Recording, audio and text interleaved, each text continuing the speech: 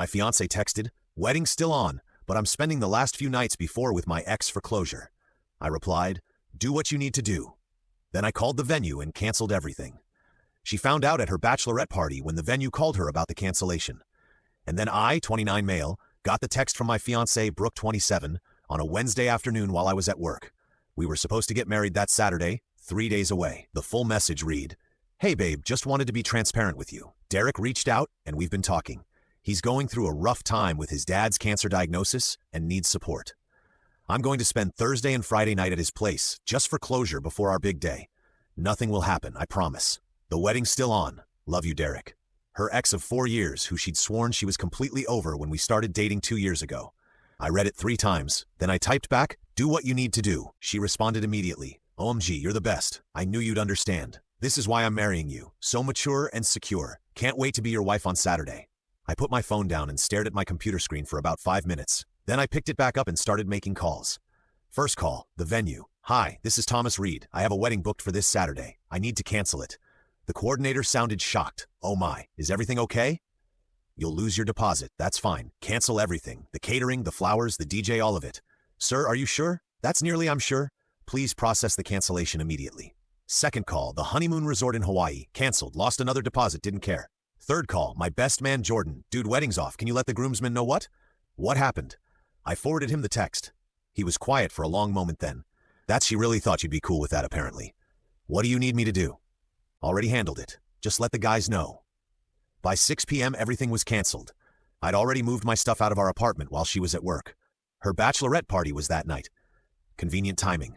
I'd only taken what was mine. Left her engagement ring on the kitchen counter with a sticky note for closure. The beauty of it, Brooke's maid of honor, Gretchen, worked at the venue as an events assistant. She wasn't working that day, but her coworker would definitely mention the cancellation when it processed through their system. I turned off my phone and went to Jordan's place to wait. Update 1. The explosion started at exactly 9:23 p.m. Jordan was monitoring social media. I'd blocked everyone preemptively. According to him, Gretchen had posted a story from the bachelorette party. Them all in matching bride tribe shirts at some rooftop bar. Happy celebrating, oblivious. Then at 9:23, the venue's after-hours system sent an automated confirmation email to Brooke about the cancellation. She'd insisted on being copied on all vendor communications to stay organized. Jordan showed me Gretchen's next story posted at 9:31. Emergency. "Does anyone know where Tom is?" The text to Jordan started at 9:35. I had him screenshot everything for entertainment purposes. "Gretchen, is Tom with you?" "Brooke is freaking out." "Yeah, he's here. The venue says he canceled everything. This has to be a mistake, right?" "No mistake. OMG, why?" "Ask Brooke about Derek." Radio silence for 20 minutes. Then she says, "You're overreacting and ruining her life over nothing." Cool story. She's literally sobbing. Sucks to suck. The next wave came from Brooke's mom, Helen. 17 missed calls to Jordan's phone. She didn't have his number before, but apparently got it from someone. The voicemails were gold. "This is ridiculous. The wedding is in 3 days. You tell that boy to answer his phone right now. We have family flying in from across the country. He's being a child. Brooke did nothing wrong. We're going to sue him for the deposits." "Good luck with that, Helen. Everything was in my name." But here's where it gets really good. Around 11 p.m., Derek himself started texting Jordan. "How did all these people get his number?" "Bro, tell Tom this is all a misunderstanding. Brooke was just being nice because my dad's sick. Nothing was going to happen. He's really going to throw away everything over 2 nights. Tell him to be reasonable." Jordan just kept responding with, "My guy, you literally texted the groom that you were going to spend 2 nights with his bride before the wedding. What did you think would happen? It's not like that. It's exactly like that." Brooke said he was cool with it. Does he seem cool with it? The best part, Brooke's cousin posted a video from the bachelorette party aftermath. Brooke was sitting on the bathroom floor of the bar, still in her bride-to-be tiara, mascara everywhere, while her friends tried to console her. Someone in the background said, "Maybe Derek can help," and Brooke screamed. Derek is why this is happening. So much for nothing was going to happen. Update 2. Thursday morning. The day Brooke was supposed to go to Derek's for her first night of closure, I woke up to Jordan showing me his phone. Brooke had made a public Facebook post at 3 a.m. "To everyone coming to celebrate our wedding this Saturday, it is with a heavy heart that I announce the wedding has been postponed due to Tom's mental health crisis. He's struggling with severe anxiety and paranoia, even making false accusations about me. I'm committed to standing by him through this difficult time as we get him the help he needs. Please keep him in your prayers. Mental health crisis, paranoia, 2 could play at that game." I made my first and only public response, posted the screenshot of her original text about Derek, followed by no mental health crisis, no paranoia. Brooke informed me she'd be spending the 2 nights before our wedding with her ex-boyfriend. I wished her well and canceled the wedding. Simple as that. Also, Derek's dad isn't sick. He posted photos from his golf tournament yesterday. Do what you will with that information. The comments were instant chaos, but Thursday afternoon brought the real circus to town. Brooke showed up at Jordan's apartment with reinforcements. Helen, her dad, Roger, Gretchen, and Derek. They actually brought Derek. Jordan filmed it through his Ring doorbell with my permission to share. Helen immediately started. Thomas Reed, you open this door right now. We need to discuss this like adults. Son, I don't know what kind of game you're playing, but you're gonna fix this. Do you know how much we've spent? Tommy, please. You're not being rational. Just talk to me. Derek, this absolute clown goes, bro, come on. Don't do her like this. Jordan's voice through the speaker. Did you seriously bring the dude she was going to spend 2 nights with to convince him to take her back? Silence, then, Brooke. It wasn't like that then? What was it like? I needed to make sure there were no unresolved feelings before I got married. And were there longer silence? That's irrelevant. It's extremely relevant. Roger tried a different approach. Look, we have 150 guests coming. The rehearsal dinner is tomorrow. You can't do this. He already did. Then Derek tried to step up. If I could just explain to Tom man to man, my brother, you are literally the last person who should be here right now. Gretchen finally spoke up. Brooke, maybe we should go. Brooke lost it. No, he doesn't get to do this. He doesn't get to humiliate me like this. Tommy, I know you're in there. You're being pathetic. You're going to regret this for the rest of your life. I was doing you a favor by marrying you. A favor? There it was. Anything else, Ellen? We're going to make sure everyone knows what kind of person he really is.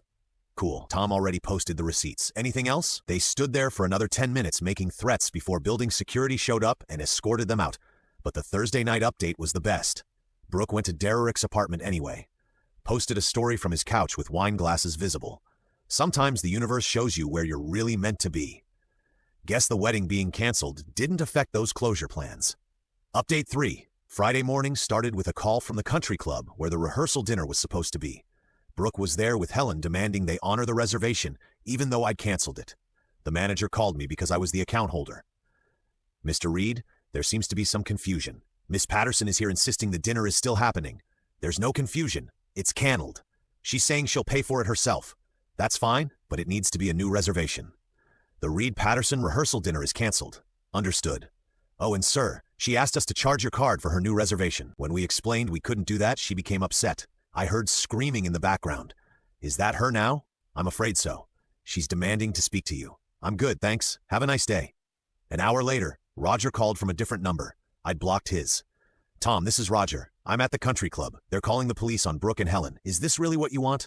I want nothing. I'm just living my life. You're destroying hers.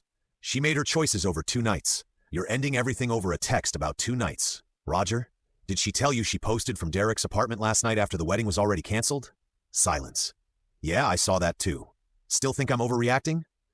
He hung up. The rehearsal dinner aftermath was documented beautifully on social media by the gossip-loving cousin.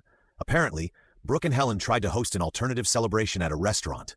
12 people showed up out of the 60 invited. Derek was one of them. He sat next to Brooke. Her own sister left when she saw that. But Friday night was legendary. Brooke decided to do a live video on Instagram. Wine drunk, crying, the whole thing. I just want everyone to know the truth. Tom is painting me as some cheater, but I never cheated. I was just trying to get closure. Derek and I had unfinished business, and I wanted to enter my marriage with a clean slate. Tom said he was fine with it.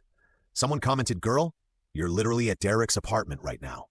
She tried to move the camera, but everyone had already seen Derek's distinctive wall art. It's not. This isn't. We're just talking. Another comment. Didn't you say Tom was having a mental health crisis this morning? He is. He's crazy. Who cancels a wedding over a text? Comment. Someone whose fiancée told them she was spending 2 nights with her ex. Brooke started ugly crying. You don't understand.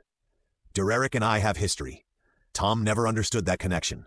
Someone screen recorded the whole thing. The video ended with Derek trying to take her phone away and saying, "Babe, you're making it worse, babe."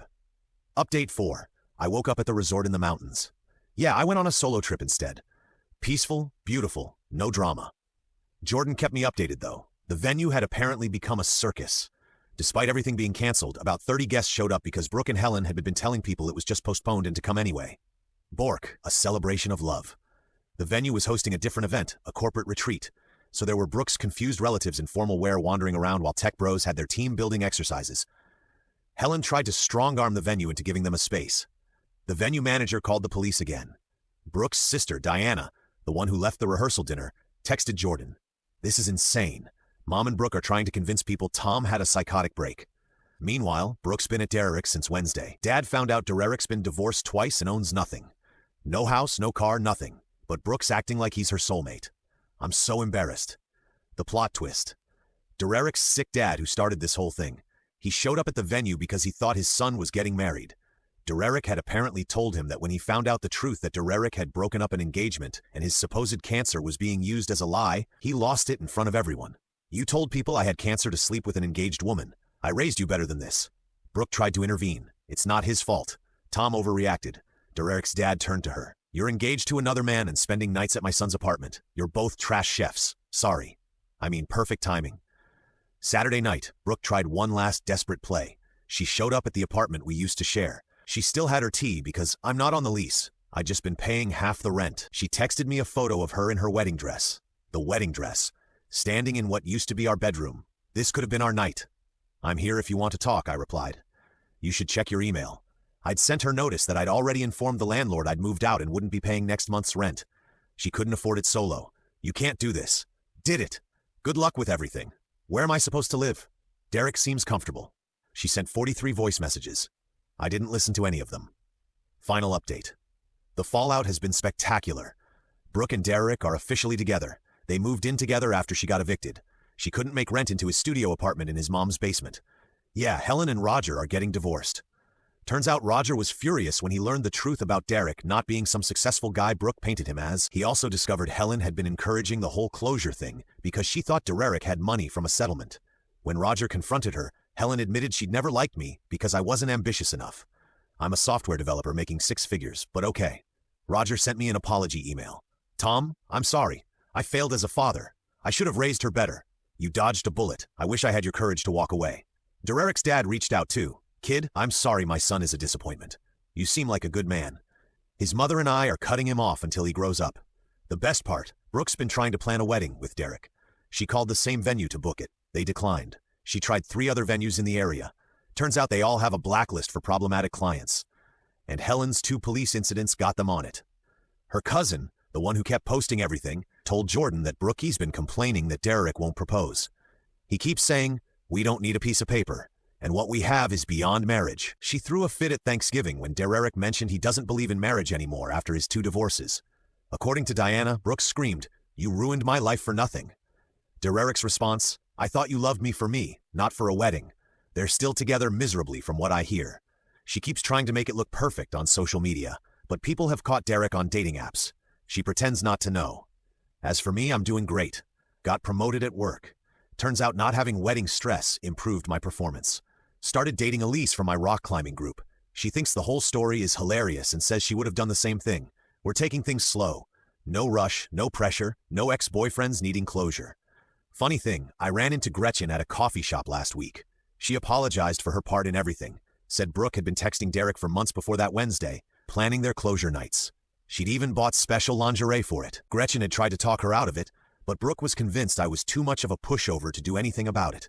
Guess she was wrong. The red flags were everywhere. The way she'd compare me to Derek constantly, how she'd text him just as friends but hide her phone. The time she said I was lucky she chose me during an argument. The wedding would have been a mistake. The divorce would have been expensive. The text about Derek was a gift. Really? Oh, and last week Derek's ex-wife reached out to me on social media. Heard what happened. Welcome to the club of people who escaped that train wreck. BW, he'll cheat on her within 6 months. He cheated on me with 3 different women. I told her not my circus anymore. And it's not, it's really, really not. Edit for everyone asking. Yes, I got some deposits back. The photographer was cool about it and refunded 50%. The cake lady felt bad and gave back everything except the materials cost. The venue and catering kept theirs as per contract, worth every lost penny for my freedom. Edit 2. Stop asking for Elisa's climbing gym info. That's weird. Also, Brooke, if you're reading this, Derek's on Bumble as of yesterday. Diana sent screenshots. Have fun with that.